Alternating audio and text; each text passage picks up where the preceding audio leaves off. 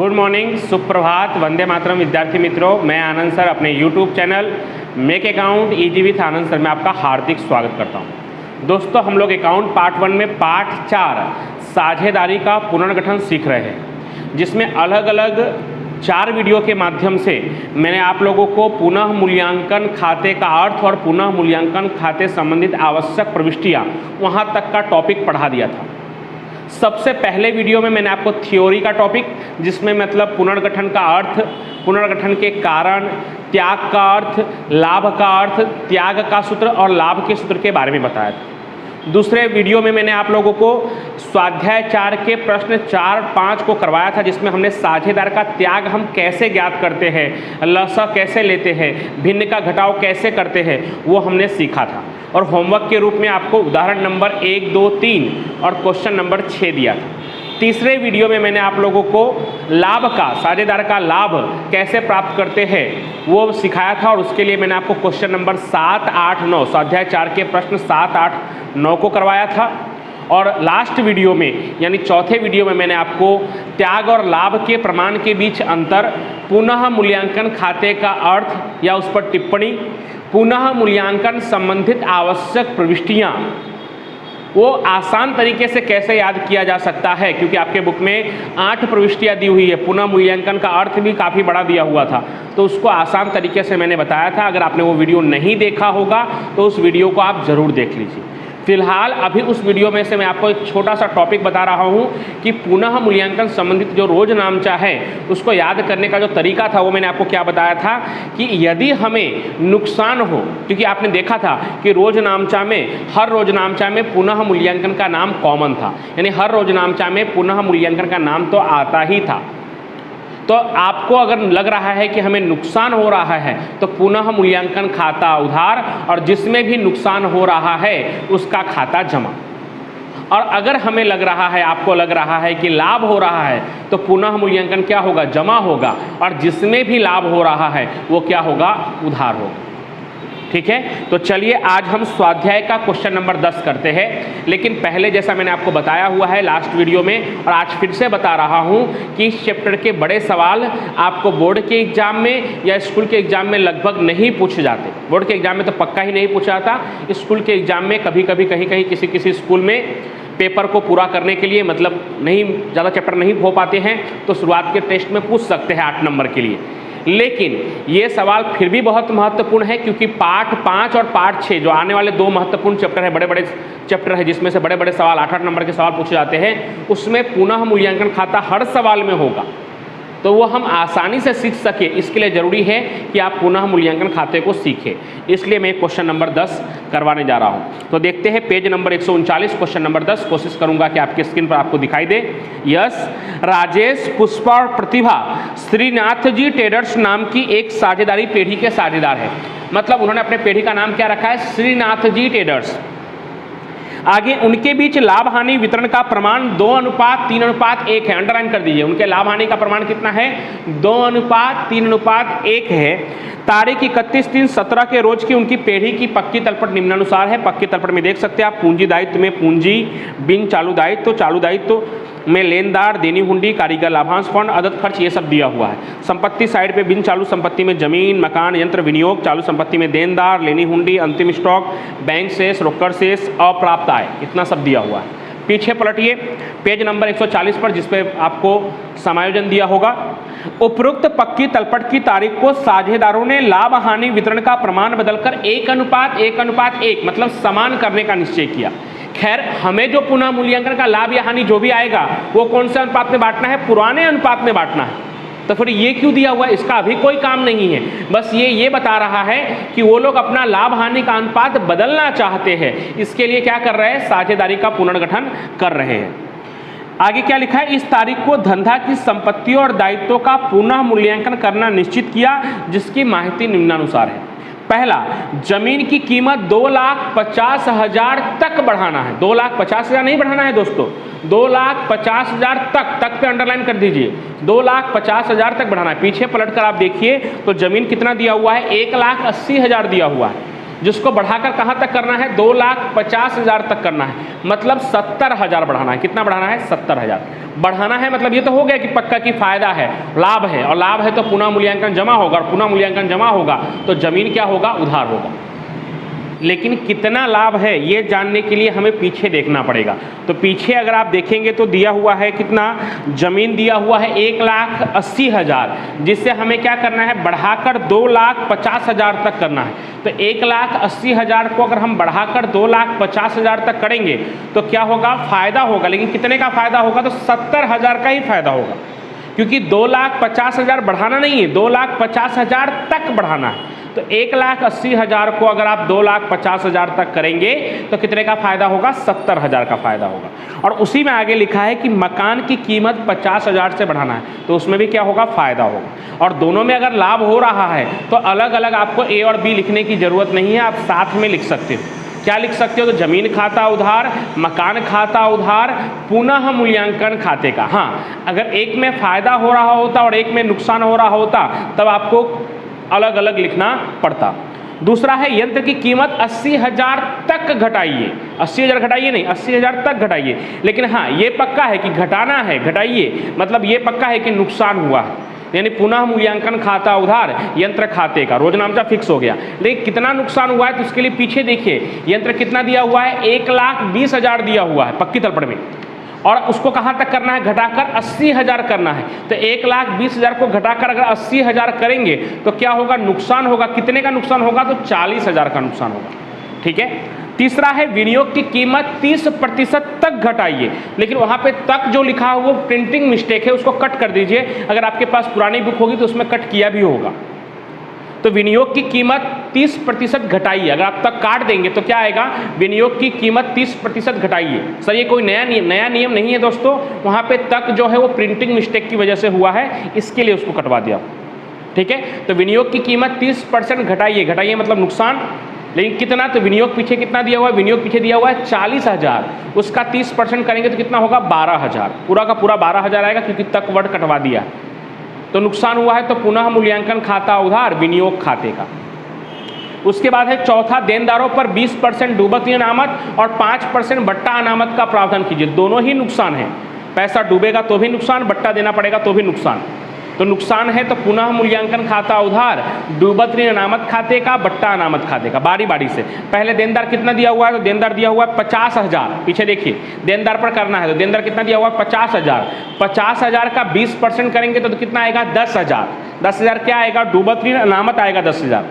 अब 11वीं कक्षा में भी हम सीखते थे, पहले डूबत ऋण अनामत माइनस करना है देनदार में से। तो 50,000 में से 10,000 माइनस करेंगे तो कितना बचेगा, 40,000। और उस 40,000 का 5% करेंगे तो कितना आएगा, 2,000। यानी डूबत ऋण अनामत आएगा 10,000 और बट्टा अनामत आएगा 2,000। जल्दीबाजी में बच्चे 50,000 का ही 5% करते हैं, 50,000 का 5% नहीं होगा। 50,000 में से पहले डूबत ऋण जो पैसा डूब जाने वाला है वो 10,000 माइनस, तो बचेगा कितना, 40,000। उसका 5% करेंगे तो कितना आएगा, 2,000। बट्टा अनामत का 2,000, डूबत ऋण अनामत का 10,000। उसके बाद पांचवा, 15,000 के स्टॉक की कीमत में 20% की कमी करनी है। पीछे जो स्टॉक दिया है उसको देखने की भी जरूरत नहीं है, डायरेक्ट यहाँ पे बोला ही है कि 15,000 के स्टॉक की कीमत में 20% की कमी करना है। सिर्फ ऐसा लिखा होता है कि स्टॉक की कीमत में 20% की कमी करना है, तो पीछे हमें देखना पड़ता है कि स्टॉक कितना दिया हुआ है।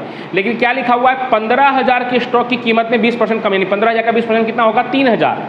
कम करना है तो क्या होगा, नुकसान, पुनः मूल्यांकन खाता उधार, स्टॉक खाते का। फिर छठा, 20,000 के लेनदारों को अब चुकाना नहीं है। चुकाना नहीं है, सबसे बड़ा फायदा होगा, लाभ होगा तो क्या होगा, पुनः मूल्यांकन जमा होगा। और पुनः मूल्यांकन जमा होगा तो लेनदार क्या होगा, उधार। तो रोजनामचा क्या बनेगा, लेनदार खाता उधार, पुनः मूल्यांकन खाते का। और सातवां है, 3,000 का खर्च चुकाना बाकी है और 2,000 का अप्राप्त आय का लेखा करना बाकी है। तो यहाँ पर आपको 2 लिखना पड़ेगा। खर्च चुकाना बाकी है वो आपके लिए दायित्व है, नुकसान है, तो पुनः मूल्यांकन खाता उधार, चुकाना बाकी खर्च खाते का ए। और बी, अप्राप्त आय आपके लिए फायदा है, तो अप्राप्त आय खाता उधार, पुनः मूल्यांकन खाते का। तो इस तरह से आपको 7 रोजनामचा, 7वें में ए और बी लिखना है। और उसके बाद 8वें रोजनामचा के लिए 4 लाइन छोड़ना है। वो इसलिए कि जब हम पुनः मूल्यांकन खाता बंद करेंगे तो उसकी खतौनी करने के लिए, उसका जो लाभ या हानि आएगा उसका रोजनामचा लिखने के लिए हम लोग को 4 लाइन लगभग 8वें रोजनामचा के लिए छोड़ना होगा।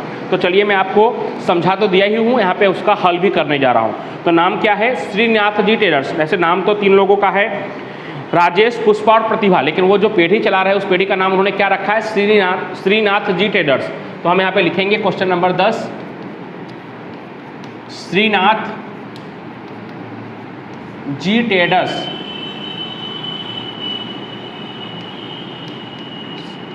के बही में रोज नामचा।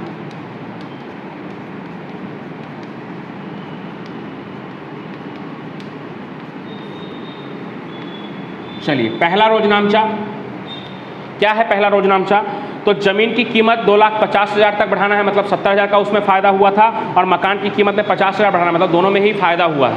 फ़ायदा हुआ है, लाभ हुआ है, तो पुनः मूल्यांकन क्या होगा? जमा होगा। और पुनः मूल्यांकन अगर जमा होगा तो जमीन और मकान क्या होगा? उधार। तो रोज नामचा क्या बनेगा?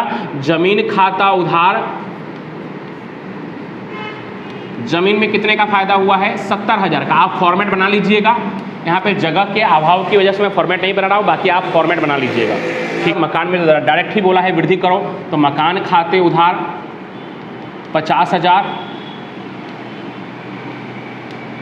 और दोनों मिलाकर पुनः मूल्यांकन खाते का 1,20,000, पुनः मूल्यांकन खाते का 1,20,000। ठीक है। उसके बाद दूसरा है यंत्रों की कीमत 80,000 तक घटाइए। घटाइए मतलब ये फिक्स हो गया कि नुकसान है, पुनः मूल्यांकन खाता उधार। देखिए कितना, तो पीछे कितना दिया हुआ है? 1,20,000, और हमें कितना करना है? 80,000, मतलब कितने का नुकसान हुआ? 40,000 का। तो रोज नामचा क्या बनेगा? पुनः मूल्यांकन खाता उधार, पुनः मूल्यांकन खाते उधार यंत्र खाते का 40,000 40,000, पुनः मूल्यांकन खाता उधार यंत्र खाते का 40,000 40,000। तीसरा क्या है? विनियोग की कीमत 30% घटाइए। तक कटवा दिया है दोस्तों, विनियोग की कीमत 30% घटाइए, फिर से नुकसान। तो तीसरे में पुनः मूल्यांकन खाता उधार, नुकसान होगा मतलब पुनः मूल्यांकन क्या होगा? उधार। तो पुनः मूल्यांकन खाते उधार विनियोग खाते का, विनियोग पीछे कितना दिया हुआ है? तो विनियोग पीछे दिया हुआ है 40,000, तो 40,000 का 30% करेंगे तो कितना आएगा? 12,000। तो 12,000 12,000। उसके बाद चौथे में क्या लिखा है? देनदारों पर 20% डूबत ऋण अनामत और 5% बट्टा अनामत का प्रावधान कीजिए। तो दोनों का दोनों क्या है? नुकसान ही है। तो नुकसान है तो पहले हम रोजनामचा लिख लेते हैं, फिर रकम कितना कितना आएगा वो सीखेंगे। तो चौथे नंबर में पुनः मूल्यांकन खाता उधार, रकम हम बाद में लिखेंगे, पहले रोजनामचा लिख लेते हैं। पुनः मूल्यांकन खाता उधार डूबत ऋण अनामत खाते का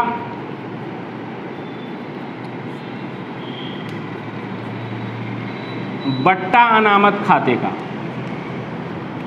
डूबत ऋण अनामत खाते का बट्टा अनामत खाते का कितना कितना आएगा? तो क्या लिखा है कि देनदारों पर 20%, किस पर? देनदारों पर। पीछे देखिए आप, देनदार कितना दिया हुआ है? 50,000। 50,000 का जब 20% करेंगे, मैं यहाँ कोष्टक में लिख भी रहा हूँ, 50,000 गुणे 20%, 50,000 का जब 20% करेंगे तो कितना आएगा? 10,000। डूबत ऋण अनामत खाते जमा में कितना आएगा? 10,000। और बट्टा अनामत कितना परसेंट? 5%। लेकिन देनदार में से डूबत ऋण अनामत घटाने के बाद जो आता है उस पर बट्टा अनामत गिनते हैं। तो 50,000 में से 10,000 पहले घटाएंगे, जो पैसा डूब गया है, तो कितना बचा? 40,000। अब उस 40,000 का 5%, तो 40,000 का 5% करेंगे तो कितना आएगा? 2,000। और यहाँ पे उधार में कितना आएगा? कुल मिलाकर 12,000। यानी पुनः मूल्यांकन खाता उधार 12,000, डूबत ऋण अनामत खाते का 10,000 और बट्टा अनामत खाते का 2,000। ठीक है, तो ये हो गया आपका चौथा। पांचवा,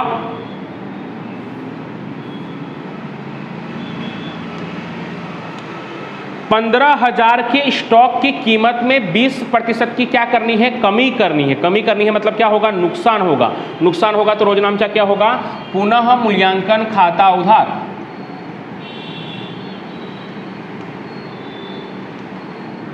स्टॉक खाते का, पुनः मूल्यांकन खाता उधार स्टॉक खाते का, पुनः मूल्यांकन खाता उधार स्टॉक खाते का कितना? तो 15,000 का कितना प्रतिशत? 20%। तो कितना कितना आएगा? 3,000। 15,000 का 20% करेंगे दोस्तों तो कितना कितना आएगा? 3,000 3,000।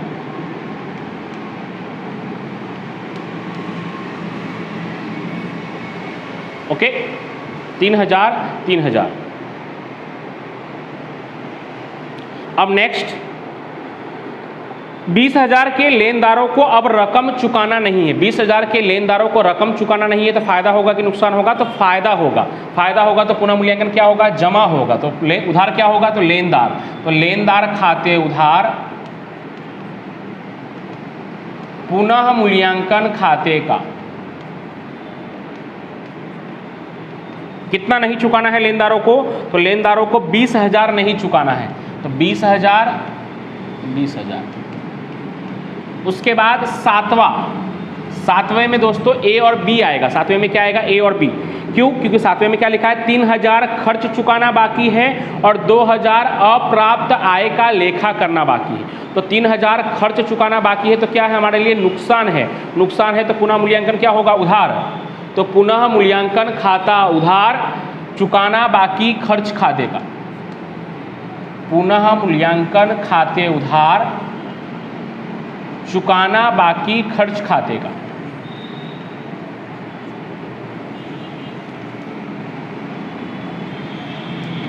कितना है? तो ये है 3,000 और इसी का बी क्या है? 2,000 अप्राप्त आय का लेखा करना बाकी है। 2,000 क्या है? अप्राप्त आय का लेखा करना बाकी। अप्राप्त आय हमारे लिए क्या है? फायदा है, लाभ है। तो पुनः मूल्यांकन क्या होगा? जमा होगा। तो अप्राप्त आय क्या होगा? उधार। तो अप्राप्त आय खाता उधार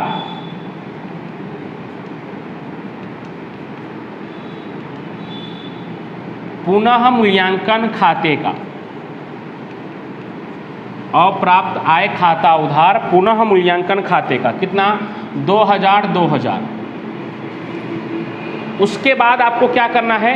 तो उसके बाद आपको 4 लाइन छोड़ना है। क्यों 4 लाइन छोड़ना है? रोजनामचा कंप्लीट हो गया, लेकिन अभी जब हम पुनः मूल्यांकन खाता बनाएंगे तो पुनः मूल्यांकन खाते को जब हम बंद करेंगे तो उसके लिए जब उसमें से जो लाभ या हानि आएगा तो उसका रोजनामचा लिखने के लिए आपको 4 लाइन छोड़ना है 8वें रोजनामचा के लिए।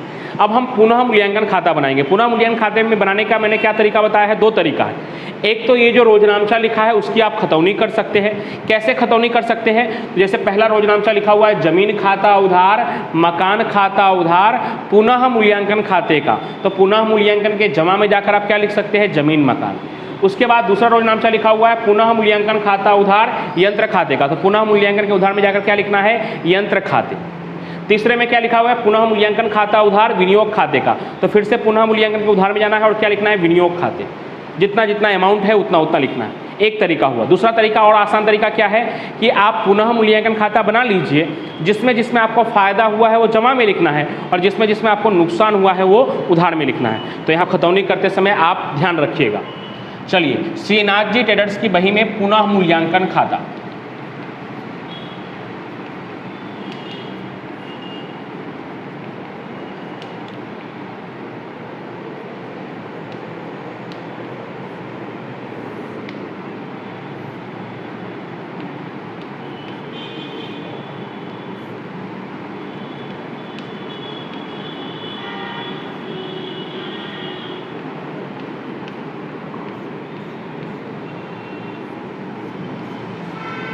ये लेफ्ट वाला उधार पक्ष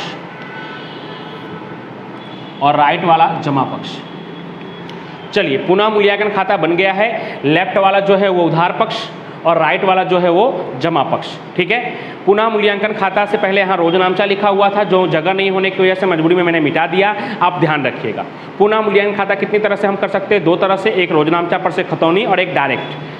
रोजनामचा पर से खतौनी कैसे करेंगे वो भी मैं यहाँ सिखाऊंगा, और डायरेक्ट कैसे, तो जिसमें फ़ायदा हुआ है वो जमा में और जिसमें उधार हुआ है वो जिसमें नुकसान हुआ है वो उधार में। तो पहला रोजनामचा क्या था? तो पहला रोजनामचा हमने लिखा हुआ था जमीन खाता उधार 70,000, मकान खाता उधार 50,000 और पुनः मूल्यांकन खाते का मतलब जमा। तो पुनः मूल्यांकन के जमा में जाएंगे और क्या लिखेंगे? जमीन खाते और मकान खाते। खतौनी ऐसे ही करते हैं, जमीन खाते मकान खाते। जमा में जाकर जमीन और मकान का नाम लिखेंगे, कितना कितना, तो जमीन खाते 70,000 और मकान खाते 50,000। और दूसरा शॉर्टकट तरीका कि जमीन और मकान में फ़ायदा हुआ है इसलिए जमा में लिख दिए। दूसरा रोजनामचा क्या था हमारा दोस्तों? पुनः मूल्यांकन खाता उधार यंत्र खाते का। तो पुनः मूल्यांकन के उधार में जाएंगे और क्या लिखेंगे? यंत्र खाते। कितना था 40,000। तीसरे रोजनामचा में भी पुनः मूल्यांकन उधार ही था, पुनः मूल्यांकन खाता उधार विनियोग खाते का। तो फिर से पुनः मूल्यांकन के उधार में जाएंगे और क्या लिखेंगे, विनियोग खाते। कितना लिखेंगे, तो 12,000। उसके बाद चौथे रोजनामचा में भी पुनः मूल्यांकन उधार ही है, तो फिर से पुनः मूल्यांकन के उधार में जाएंगे, उधार में जाकर जमा वाले का नाम, जमा में जाकर उधार वाले का नाम। तो पुनः मूल्यांकन के उधार में जाएंगे और नाम किसका लिखेंगे, डूबत ऋण अनामत खाते और बट्टा अनामत खाते। तो डूबत ऋण अनामत खाते कितना था, डूबत ऋण अनामत खाते 10,000 और बट्टा अनामत खाते 2,000। उसके बाद पांचवा रोजनामचा जो था, पांचवें रोजनामचा में भी पुनः मूल्यांकन खाता उधार ही था, पुनः मूल्यांकन खाता उधार स्टॉक खाते का। कितना 3,000। तो फिर से पुनः मूल्यांकन के उधार में जाएंगे और क्या लिखेंगे, स्टॉक खाते 3,000। उसके बाद छठे रोजनामचा में आप देख सकते हैं, तो पुनः मूल्यांकन क्या है, जमा है। पांचवें से यहाँ लिखा हुआ है, तो यहाँ देख सकते हैं आप। छठे में लेनदार खाते उधार, पुनः मूल्यांकन खाते जमा। तो पुनः मूल्यांकन के जमा में जाएंगे और नाम क्या लिखेंगे, लेनदार खाते। ये क्या कर रहे हैं हम लोग, खतौनी कर रहे हैं। लेनदार खाते कितना 20,000, ये आप 11वीं में सीख चुके हैं खतौनी। और दूसरा तरीका कि जी लेनदार में फायदा हुआ है इसलिए जमा में, और इन सब में नुकसान हुआ है इसलिए उधार में। अब सातवें का ए, सातवें के ए में क्या है, पुनः मूल्यांकन उधार है। तो पुनः मूल्यांकन के उधार में तो जाएंगे, लेकिन नाम किसका लिखेंगे, चुकाना बाकी खर्च खाते, जिसको अदद खर्च भी कहते हैं। तो आप अदद खर्च भी लिख सकते हो, शॉर्ट में लिखना चाहते हो तो अदद खर्च खाते, चुकाना बाकी खर्च को ही अदद खर्च कहते हैं। कितना है, तो 3,000।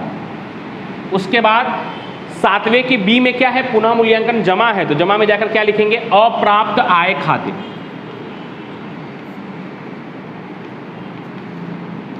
कितना है, 2,000।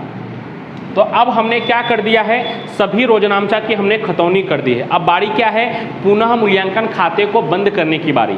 तो पुनः मूल्यांकन खाता कैसे बंद करना है, तो जैसे आप 11वीं में व्यापार खाता, लाभ हानि खाता बंद करते थे, ठीक उसी तरह से, बस फर्क इतना है कि 11वीं में जो लाभ आता था वो एक ही व्यक्ति का होता था, क्योंकि एक ही व्यक्ति तब धंधे का मालिक था। अभी जो लाभ आएगा वो 3 साझेदार उसको क्या करेंगे, अपने पुराने लाभ हानि के प्रमाण में बांट लेंगे।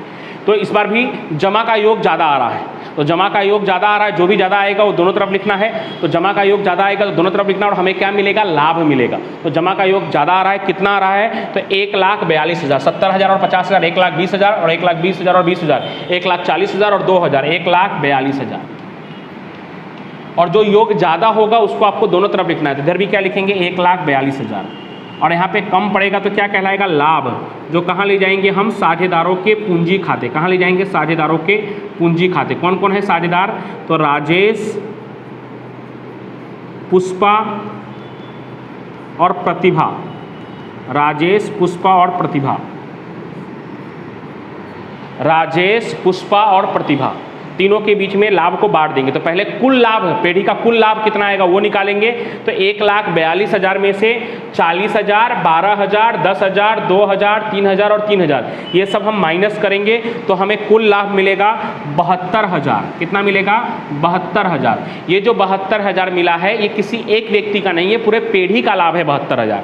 अब इस 72,000 को साझेदारों के बीच उनके पुराने लाभ हानि के प्रमाण में बांटना है। तो उनके पुराने लाभ हानि का प्रमाण कितना है, 2:3:1, यानी कि 2:3:1 का मतलब क्या हुआ, 2/6, 3/6 और 1/6। तो करिए 72,000 गुणे 2/6 करेंगे तो कितना आएगा, 24,000। 72,000 गुणे 3/6 करेंगे तो कितना आएगा, 36,000। और 72,000 गुणे 1/6 करेंगे तो कितना आएगा, 12,000। तो कितना कितना आया, 24,000, 36,000 और 12,000। अब एक लास्ट रोजनामचा जिसके लिए हमने 4 लाइन छोड़ा था वो कहाँ पर से होगा, तो वो पुनः मूल्यांकन खाता जो हमने बंद किया है उस पर से होगा। तो पुनः मूल्यांकन के उधार में आया है लाभ, तो रोजनामचा क्या होगा, लाभ होते हुए भी खाते बंद करते समय उल्टी प्रविष्टि होती है। तो पुनः मूल्यांकन के उधार में आया है लाभ, तो हम यहाँ क्या लिखेंगे, पुनः मूल्यांकन खाता उधार कितना, कुल मिलाकर पुनः मूल्यांकन खाता उधार कुल मिलाकर कितना, 72,000। पुनः मूल्यांकन खाता उधार कुल मिलाकर कितना, 72,000। और साझेदारों के पूंजी खाते, साझेदार कौन कौन है यहाँ पर, तो साझेदार यहाँ पर 3 है, राजेश, पुष्पा और प्रतिभा। तो राजेश के पूंजी खाते का,